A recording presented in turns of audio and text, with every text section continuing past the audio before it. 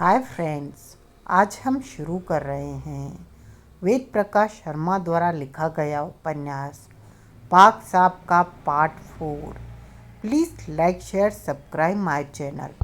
वह जानता था सचमुच विजय इस दुनिया की सोच से ऊपर की चीज़ है। पता नहीं वह टॉर्चर का कौन सा नया तरीका इजाद कर डाले। अभी वह यह सब सोच ही रहा था कि टॉर्चर रूम की दीवारें सफ़ेद रंग का अपारदर्शी धुआं उगलने लगी। चारों तरफ से उड़ता हुआ धुआं गुलफाम को घेरने लगा। कुछ देर बाद उसने महसूस किया कि धुएं के प्रभाव से उसकी चेतना लुप्त होती जा रही है। बेहोश होने से पूर्व यह सोचकर मुस्कुरा रहा था कि भले ही विजय तरीका चाहे जो अपना ले, परंतु विकास का पता वह नहीं उगलने वाला है। सुप्रीमो, आप यहाँ? उस पर नज़र पड़ते ही तीनों इस तरह उछल पड़े मानो फर्श गर्म तवे में तब्दील हो गया हो। उसने आगे बढ़ते हुए कहा, हम पहले भी कई बार कह चुके हैं, हम चाहे जब चाहे जहाँ पहुँच सकते हैं। विकास खामोश था, खामोशी के साथ उस शख्स को देख रहा था जिसे देखने मात्र से मालूम पड़ रहा था कि अपनी जो शक्ल वह दिखा रहा है वह उसकी वास्तविक शक्ल नहीं है। असली चेहरा उस मेकअप के पीछे छिपा है जिसमें वह ओसामा बिन लादेन नज़र आ रहा था। वैसा ही लंबा और पतला शरीर, पतले होठ, गड्ढों में घसे गाल, खिचड़ी बालों की खुली हुई लंबी दाढ़ी और मूछें, लंबी नाक, बड़ी बड़ी आँखें, चौड़ा मस्तक और सिर पर उसी अंदाज में बंधी हुई पगड़ी। कुल मिलाकर यही कहा जा सकता है कि वह खुद को ओसामा बिन लादेन का क्लोन बनाए हुए था। वैसा ही चोगा पहनकर जब वह विकास की तरफ बढ़ा तो विकास ने उससे जरा भी प्रभावित हुए बगैर कहा, आपने ट्रांसमीटर पर मुझसे तहखाने के रास्ते के बारे में पूछ लिया था। उसके बाद यहाँ पहुँचना भला क्या मुश्किल है? Good, very good. उसके सामने ठिठकते हुए ओसामा के क्लोन ने कहा, यकीनन तुम्हारे में दिमाग भी है। हमें एक ऐसा लड़का चाहिए था। शबीर शाह, फैसला क्या किया तुमने? अकेले काम करोगे या हमारे साथ? विकास ने कहा, मुझे अपने साथ ही समझें। तुम्हारा फैसला सुनकर हमें खुशी हुई। कहने के बाद वह शांता की तरफ घूमा, उस शांता की तरफ जो एक कोने में सहमी सी खड़ी उसकी तरफ देख रही थी। ओसामा के क्लोन ने अपनी लंबी उंगली से इशारा करने के साथ उससे कहा, तुम ऊपर जाओ। शांता सकपका गई। हड़बड़ाकर उसने विकास की तरफ देखा। सुना नहीं तुमने? इस बार हड्डियों के उस ढांचे के अंदर से बेहद कंकश आवाज़ निकली, ऊपर जाओ और तब तक वहीं रहना जब तक हम यहाँ हैं। यह ध्यान रखना भी तुम्हारा काम है कि कोई इधर न आ पाए। उसकी आवाज़ में बात ही कुछ ऐसी थी कि हुक्म का पालन न करना तो बहुत दूर की बात है। मुंह से आवाज़ तक न निकाल सकी वह और चुपचाप सीढ़ियाँ चढ़ती गई। जब उसकी टांगें नज़र आनी बंद हो गई तो ओसामा के क्लोन ने कहा, आगे का प्लान क्या है तुम्हारा? ये लोग तो विमान अपहरण करना चाहते हैं, विकास ने कहा। ये तो बहुत दिन से ऐसा चाहते हैं, मगर चाहने से तो कुछ नहीं हुआ करता ना। क्या मतलब? इंडियन विमानों की सुरक्षा व्यवस्था तो उसी वक्त से अभूतपूर्व है जब से हमारे कुछ लड़के विमान के साथ कंधार गए थे, उसके बाद कुछ लड़कों ने अमेरिकी विमानों से वर्ल्ड ट्रेड सेंटर और पेंटागन ध्वस्त कर डाले। अमेरिका ने संसार भर की एयरलाइंस की मीटिंग बुला ली। सुरक्षा व्यवस्थाओं पर चर्चा हुई। सबके सजेशन आए और सबके सजेशन के बाद विश्व भर की एयरलाइंस ने जो सुरक्षा व्यवस्था लागू की है, उस पर उन्हें इतना विश्वास है कि कहा गया आतंकवादी और चाहे जो भी कर गुजरें, मगर विमान अपहरण नहीं कर सकते। और थोड़ा गैप देकर उसने पुनः कहा, अगर हम यही काम करके दिखा दे तो सारे संसार को मानना पड़ेगा कि हमारी शक्तियाँ असीमित है। हमने पहले ही कहा था सुप्रीमो, फिर कहते हैं, सनवर ने कहा। देर सवेर हम कोई न कोई तरकीब जरूर सोच लेंगे। जरूर जरूर, क्यों नहीं। हौसला हो तो सब कुछ किया जा सकता है। और फिर अब तो शब्बीर शाह भी तुम्हारे साथ है। इस लड़के के दिमाग के हम कायल हो गए हैं। जो वादा तुम लोगों से कर रखा है, हम आज भी उस पर कायम हैं। कहते वक्त वह सनवर असगर और लियाकत की तरफ घूम गया था। हाईजैक करके तुम्हें केवल कराची के एयरपोर्ट तक पहुंचना है। कंधार की तरह ड्रामेबाजी वहाँ भले ही चाहे जितनी हो जाए, मगर असल में वहाँ की सरकार तुम्हारे साथ होगी। प्रचार तो निसंदेह यह किया जाएगा कि पाकिस्तान आर्मी ने एक्शन करके आतंकवादियों पर काबू पा लिया है। यात्री आज़ाद करा दिए गए हैं। आतंकवादियों को गिरफ्तार कर लिया गया है। उन पर पाकिस्तानी अदालत में मुकदमा चलेगा। मगर वास्तव में तुम्हारा स्वागत वहाँ विजेताओं जैसा होगा। हीरो होगे तुम लोग, पाकिस्तान के वीआईपी। वह सम्मान मिलेगा तुम्हें कि क्या एवरेस्ट की चोटी को फतह करने के बाद रोमसी और हिलेरी को मिला होगा।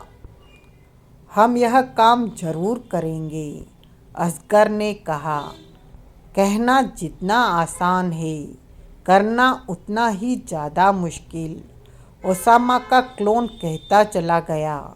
सचमुच विमानों की सुरक्षा व्यवस्था नायाब है। इतनी ज़्यादा नायाब कि वर्ल्ड ट्रेड सेंटर की घटना के बाद विमान अपहरण के प्रयास में हमारी 2 टुकड़ियां मौत के मुंह में समा चुकी हैं। एकाएक विकास ने पूछा, क्या आप सुरक्षा व्यवस्था के बारे में कुछ बताएंगे? उसने उल्टा सवाल किया, क्या तुम विमान अपहरण करने के लिए तैयार हो? व्यवस्था के बारे में कुछ पता लगे तो सोचूंगा। तो सुनो। कहने के बाद ओसामा के क्लोन ने एक लंबी सांस ली और बोला, सबसे पहली बात तो यह है कि अगर आपको किसी भी फ्लाइट में सफ़र करना है तो कम से कम 5 दिन पहले बुकिंग करानी होगी। प्रत्येक क्लाइंट की एक सूची तैयार कर ली जाती है। खुर्राट जासूसों की टीम को उस सूची की जांच करने के लिए 4 दिन दिए जाते हैं। यानी फ्लाइट से 24 घंटे पूर्व उस टीम को अपनी रिपोर्ट देनी होती है। इन 4 दिनों में जासूसों की टीम प्रत्येक आवेदनकर्ता के बारे में पर्सनल लेवल पर जांच करती है। देखती है कि आवेदनकर्ता ने जो विवरण दिया है वह अक्षरशः सत्य है या नहीं। हल्का सा भी संदेह होने पर आवेदक की बुकिंग रद्द कर दी जाती है। विवरण यदि सत्य भी है, जासूसों की टीम की इन्वेस्टिगेशन में आवेदक खरा नहीं उतरता, तब भी वह सफ़र नहीं कर सकता।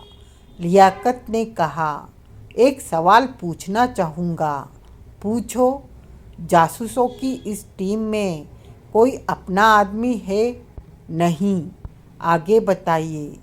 उक्त व्यवस्था का मतलब यह है कि कोई भी शख्स नकली पासपोर्ट आदि से या किसी फर्जी नाम से किसी विमान में सफ़र नहीं कर सकता। फ्लाइट से 24 घंटे पूर्व उस टीम को अपनी रिपोर्ट देनी होती है। इन 4 दिनों में जासूसों की टीम प्रत्येक आवेदनकर्ता के बारे में पर्सनल लेवल पर जांच करती है, देखती है कि आवेदनकर्ता ने जो विवरण दिया है वह अक्षरशः सत्य है या नहीं। हल्का सा भी संदेह होने पर आवेदक की बुकिंग रद्द कर दी जाती है। विवरण यदि सत्य भी है और जासूसों की टीम की इन्वेस्टिगेशन में आवेदक खरा नहीं उतरता, तब भी वह सफ़र नहीं कर सकता। लियाकत ने कहा, एक सवाल पूछना चाहूँगा। पूछो। जासूसों की इस टीम में कोई अपना आदमी है? नहीं। आगे बताइए। उक्त व्यवस्था का मतलब यह है कि कोई भी शख्स नकली पासपोर्ट आदि से या किसी फर्जी नाम से किसी विमान में सफ़र नहीं कर सकता। जाहिर है। साधारणतया किसी भी अंतर्राष्ट्रीय फ्लाइट के लिए यात्री को 2 घंटे पहले पहुंचने के निर्देश होते थे, मगर अब 3 घंटे पहले पहुंचना होता है।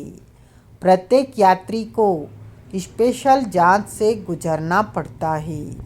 मैं स्पेशल जांच के बारे में जानना चाहता हूँ। सबसे पहले तुम्हें एक ऐसे कक्ष में ले जाया जाएगा जहाँ प्लास्टिक सर्जरी और मेकअप एक्सपर्ट बैठे होंगे। तुम्हारा चेहरा ऐसे एसिड से वॉश कराया जाएगा जिसके बारे में यह कहा जाता है कि किसी भी किस्म के मेकअप की पोल खोल देता है। आगे बढ़िए। एक नहीं बल्कि 3 ऐसे शक्तिशाली मेंटल डिटेक्टर के सामने से गुजरना होगा जो आपको सुई तक अपने साथ नहीं ले जाने देंगे। एक दिन पहले ही मेंटल डिटेक्टर ने एक आदमी को पकड़ लिया था। उसके सारे कपड़े उतार लिए गए, किंतु डिटेक्टर तब भी संकेत देता रहा कि उसके पास कोई धातु है। अधिकारी हैरान थे। बाद में पता लगा कि एक्सीडेंट में कभी उसकी टांग टूट गई थी और डॉक्टरों ने 2 हड्डियों को जोड़ने के लिए टांग के अंदर लोहे की छोटी सी राड डाली हुई थी। वह सफ़र कर सका या नहीं? नहीं। खैर, इन डिटेक्टर के बाद कौन सी जांच से गुजरना होगा सुप्रीमो? उसके बाद प्रत्येक यात्री का सामना एक कंप्यूटर से होता है। यह कंप्यूटर उसी किस्म का है जैसा जापान में झूठे सच्चे व्यक्ति को पकड़ने के लिए आमतौर पर इस्तेमाल होता है। कंप्यूटर से कनेक्टेड एक हेडफोन की शेप का हैंडल तुम्हारे सिर पर रख दिया जाएगा और कंप्यूटर की स्क्रीन पर तुरंत वह सब लिखित रूप में उभर आएगा जो तुम सोच रहे होंगे। दरअसल सोच एक ऐसी चीज़ है जिस पर किसी भी इंसान का नियंत्रण नहीं होता।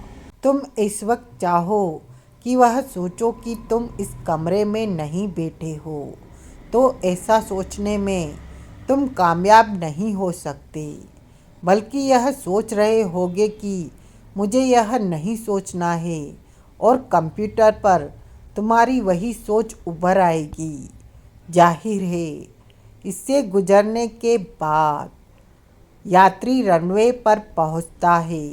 विमान में चढ़ने से पूर्व एक बार फिर कस्टम अधिकारी आपकी तलाशी लेते हैं। उन्हें संतुष्ट करने के बाद ही आप विमान के अंदर जा सकते हैं। खैर, असगर ने लंबी सांस ली। पहुँचे तो सही। आगे फ्लाइट में 10 मिनट पहले पायलट और अन्य विमान कर्मचारियों की टीम के साथ ही 5 सशस्त्र गार्ड विमान में दाखिल होंगे और विमान के अंदर 5 ऐसे स्थानों पर तैनात हो जाएंगे कि एक एक यात्री पर निगाह रख सकें। इसके अलावा 5 सीटें प्रत्येक फ्लाइट में एयर मार्शल के लिए आरक्षित रहती है। ये मार्शल आम यात्रियों के बीच यात्रियों की तरह ही सफ़र कर रहे होंगे। अलग फ्लाइट में इनके सीट नंबर अलग रहते हैं, यानी आपको पता नहीं होगा कि यात्रियों में से कौन से 5 एयर मार्शल हैं। हर किस्म के खतरे से निपटने का इन्हें विशेष परीक्षण दिया गया होता है। केवल तभी एक्शन में आएंगे जब कोई विमान अपहरण करने की चेष्टा कर रहा होगा, वरना आराम से बैठे सफ़र करते रहेंगे। खत्म नहीं, अभी खत्म नहीं, ओसामा के क्लोन ने कहा। पायलट, एयर होस्टेस, सशस्त्र गार्ड या एयर मार्शल को भी विमान में कदम रखने से पहले उन्हीं सब जांचों से गुजरना पड़ता है। उधर विमान फ्लाइट से 3 घंटे पहले रनवे पर आ चुका होता है। यात्रियों के वहां आने से पहले ही उसकी भली-भांति जांच हो चुकी होती है। आगे इस सारे झमेले में हम एक महत्वपूर्ण बात करना भूल गए, और वह यह कि सामान के नाम पर कोई यात्री एक सूटकेस भी अपने साथ यात्री कक्ष में नहीं ले जा सकता।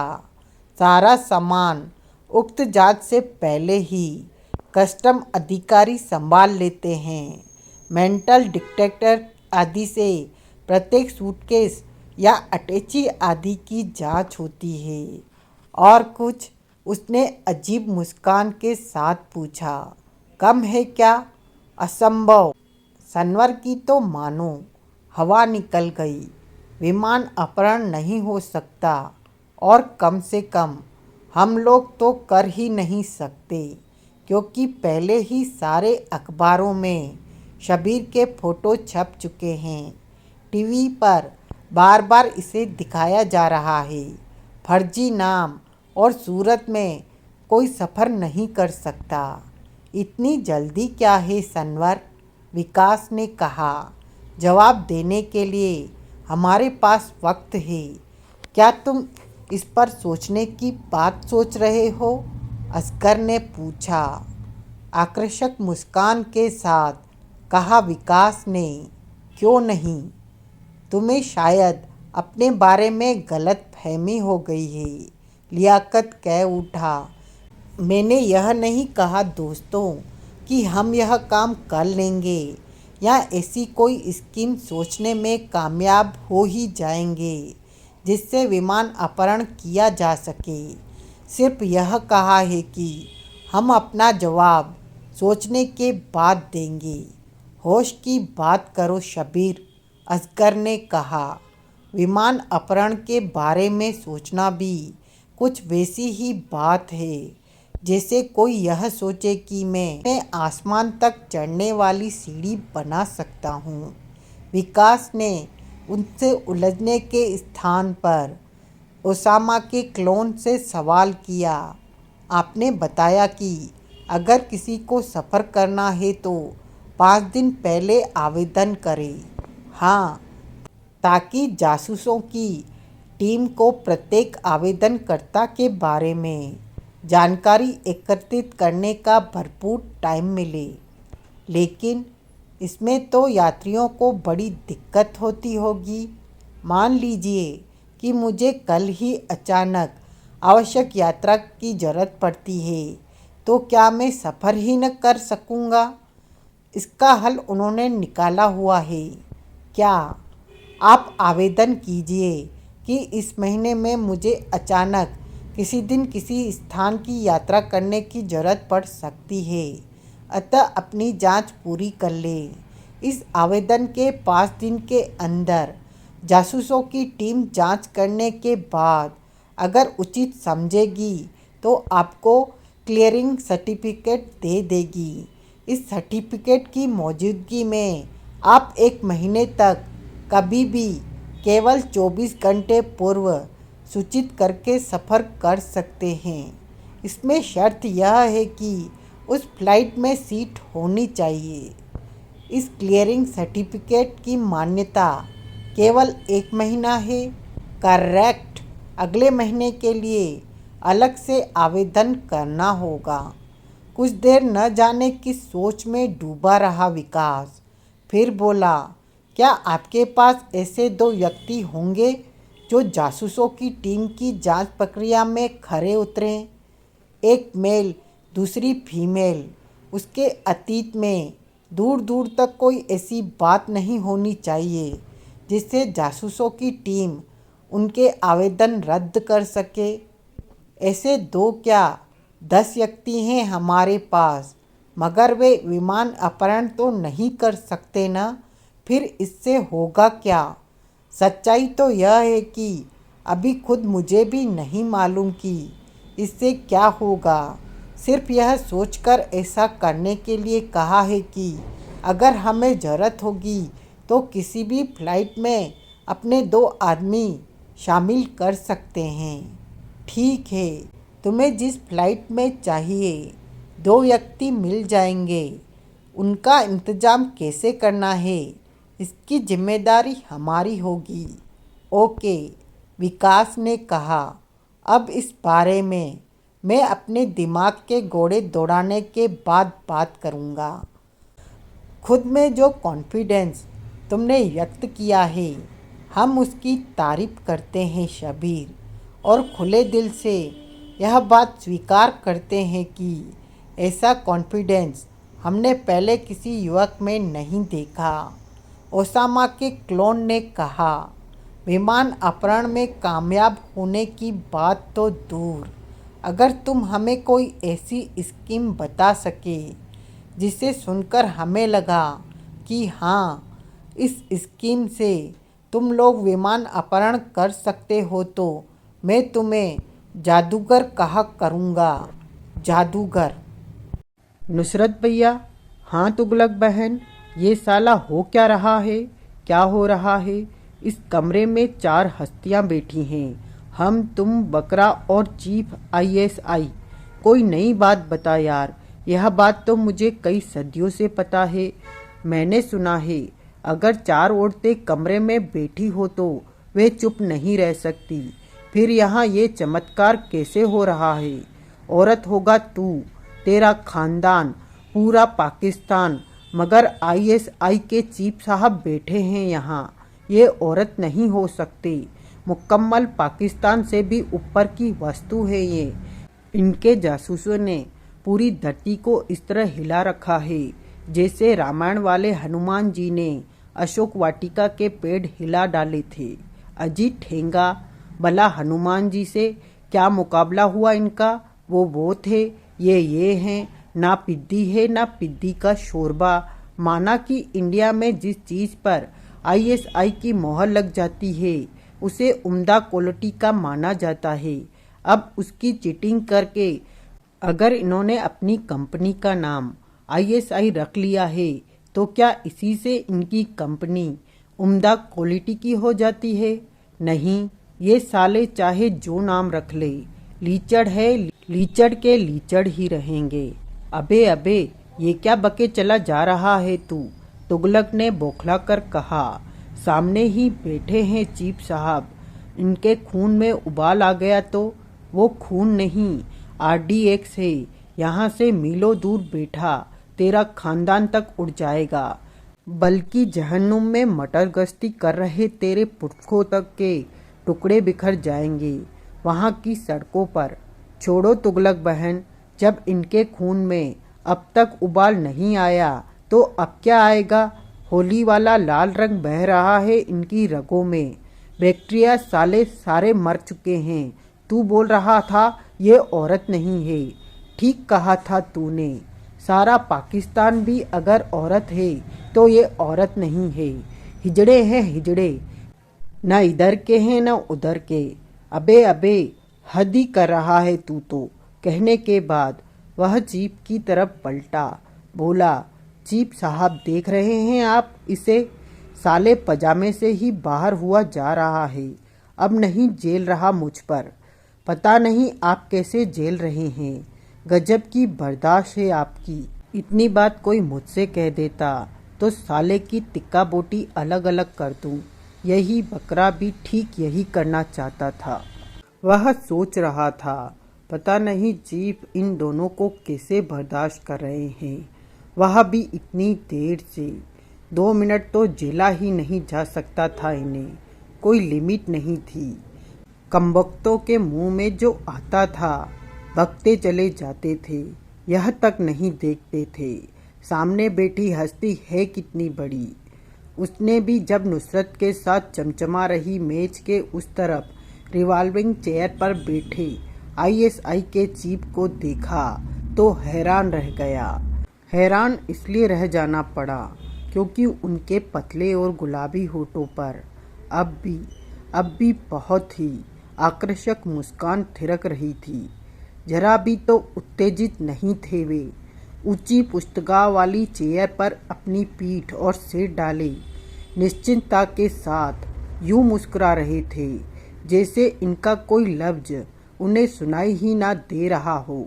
जब नुसरत की बातों के जवाब में भी उन्होंने कुछ नहीं कहा, केवल मुस्कुराते रहे, तो वह बगल में बैठे तुगलक से बोला, साउंड प्रूफ कमरा देखा है तूने? देखा है। बुलेट प्रूफ जैकेट देखी है। वाटर प्रूफ घड़ी देखी है। गालियाँ प्रूफ आदमी नहीं देखा। आज देख ले, ये रहे। चाहे जितनी गालियाँ बक ले बेटा। हिजड़ा छोड़, अपनी अम्मी का हस्बैंड भी कह डाल तू इन्हें पर। ये तेरा बैंड बजाने के लिए टच से मस नहीं होंगे। यूं ही पड़े रहेंगे जैसे लाश हो, जैसे मुस्कुराते मुस्कुराते रूह निकल गई हो। होंठ भी तो नहीं दुख रहे मुस्कुराते। पिछले कई घंटे से बस यूं ही फैले हुए हैं। पर तुगलक बहन, हाँ नुसरत भैया, पिछले कई घंटों से हम यहाँ बैठे क्यों हैं पता नहीं यार, भूल गया मैं तो। आपको याद है चीफ साहब? चीफ ने उनकी बगल में बैठे वकरा को इशारा किया। वकरा ने कहा, इंडिया से एक ज़रूरी मैसेज आने वाला है, हम लोग उसी का इंतज़ार कर रहे हैं। बिल्कुल ठीक कहा बकरा मियाँ ने। खुदा इनकी याददाश्त को 1000 एक्सीडेंट के बाद भी महफूज रखे। एक ही दुआ है मेरी तो, भले ही इनके सारे अंग भंग हो जाए, मगर याददाश्त अंधे की लाठी की तरह खड़ी रहे। सच्ची सच्ची हम इंडिया से आने वाले मैसेज का इंतजार कर रहे थे, बल्कि उन बीजों से निकलने वाली फसल के बारे में सुनना चाहते थे जो इंडिया के खेत में पिछले दिनों बोए थे। देखना यही है, फसल लहराती हुई निकलती है या पाला मार रखा है। तभी मेज पर रखा छोटा सा ट्रांसमीटर पिक पिक की आवाज़ करने लगा। चीप सीधा हुआ। वकरा का भी सारा जिस्म तन गया। लो मियाँ, नुसरत ने कहा, आ गया मैसेज, करो रिसीव। पहले आप। तुगलक ने लखनवी नजाकत के साथ कहा। नुसरत पीछे क्यों रहता? उसने भी उसी अंदाज में कहा, पहले आप, पहले आप। पिक पिक की आवाज़ गूंजती रही। वे पहले आप करते रहे। नुसरत ने कहा, लेडीज़ फर्स्ट। तुगलक ने जब तब भी कॉल रिसीव नहीं की तो चीफ ने हाथ बढ़ाकर ट्रांसमीटर ऑन किया। माइक उठाया ही था कि नुसरत ने झपट कर छीन लिया। कहा, ये क्या हिमाकत है चीफ मियाँ? 2 शरीफ आदमी एक दूसरे को रिगार्ड कर रहे हैं और आप हैं कि दाल बात में मुसलचन बनकर कूद पड़े। बीज हमने बोए थे या तुमने? हेलो हेलो, दूसरी तरफ से लगातार कहा जा रहा था। माइक नुसरत के हाथ में था। मुंह तुगलक उसके नज़दीक ले जाकर बोला, अबे यहाँ तो पहले से पूरा पाकिस्तान हिला पड़ा है, हमें भी हिला देगा तो जमेगा कौन? कौन रोकेगा जनरल परवेज साहब के गाल पर पड़ने वाले तमाचे को? सुप्रीमो बोल रहा हूँ सर, दूसरी तरफ से आवाज उभरी। सुप्रीमो होगा तू अपने घर का, हमारा तो चमचा है। बोल, रगड़ जीप को। कमाल हो गया सर, आपका अनुमान एकदम ठीक निकला। उसने यह पता लगते ही कि सराय में ठहरे आतंकवादी विमान अपहरण करने के चक्कर में हैं, ठीक वही प्लान बना लिया जिसकी आपने संभावना व्यक्त की थी। इस वक्त वह हमारे लड़कों के साथ विमान अपहरण करके पाकिस्तान में घुसने के चक्कर में है। मैं खुद मिला था उससे, विमानों की सुरक्षा व्यवस्था के बारे में बताया। हाईजैक की योजना बनाने के लिए उसने समय मांगा है। बना लेगा, जरूर बना लेगा। बड़ा होनहार बच्चा है, ठीक बिल गेट्स जितना टैलेंटेड। काम करने दो उसे, हाईजैक करके लाने दो विमान इस्लामाबाद एयरपोर्ट पर। उसका इस्तकबाल करने के लिए हम मौजूद रहेंगे। वाह क्या सीन होगा, मुंह थपेट देंगे साले का। वो हमारे जनरल साहब के गाल पर एक थप्पड़ मारने आ रहा है, हम मार मार कर साले के गाल ही टमाटर बना देंगे। वह इस वक्त पूरी तरह हमारे चुंगल में है सर, हमारे लड़कों से बुरी तरह गिरा हुआ है। कब से इंतजार कर रहे थे कि कब पाकिस्तान को विकास नाम के इस आफत के पुतले से निजात मिलेगी। बड़ी मुश्किल से मौका हाथ आया है सर। मेरी तो सलाह है, विमान अपहरण का किस्सा ही छोड़ देना चाहिए। पाकिस्तान में कदम ही नहीं रखने देना चाहिए उसे। मौका मिला है, काले खाकी सराय में ही भूनकर डाल देना चाहिए उसे। पाकिस्तान को हमेशा के लिए बहुत बड़े खतरे से निजात मिल जाएगी। अपनी सलाह की बत्ती बना लो मियाँ और घुसेड़ लो वहाँ जहाँ से दस्त करते हो। पहली बार नुसरत को गुस्से में देखा गया था, इसलिए तुम साले ISI वाले हर बार पटकनी खा जाते हो। इस बार कमान हमारे हाथ में है, हमारे गणित से काम होने दो। अपनी खोपड़ी के गधे मत दौड़ाओ, बस वह करते रहो जो हम कहें। जी। दूसरी तरफ से बोलने वाला सुप्रीमो सकपका गया। मैं तो केवल इसलिए कह रहा था, हाथ आया मौका कहीं निकल न जाए। सुरक्षा व्यवस्थाओं पर गौर किया जाए तो विमान अपहरण करना नामुमकिन की हद तक कठिन है। वह अगर पाकिस्तान पहुंचा ही नहीं तो वह पहुंचेगा सरकार, तुम्हें नहीं मालूम, हमें मालूम है कि वह ब्रिलियंट है।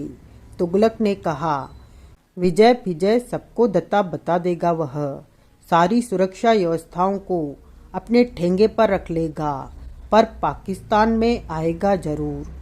बस इतना बता दो। सनवर लियाकत और अस्कर को तो नहीं बताया कि वह विकास है? नहीं, बताना भी मत। वे उसे शबीर शाह ही समझते रहें। जो जिस तरह चल रहा है चलने दो।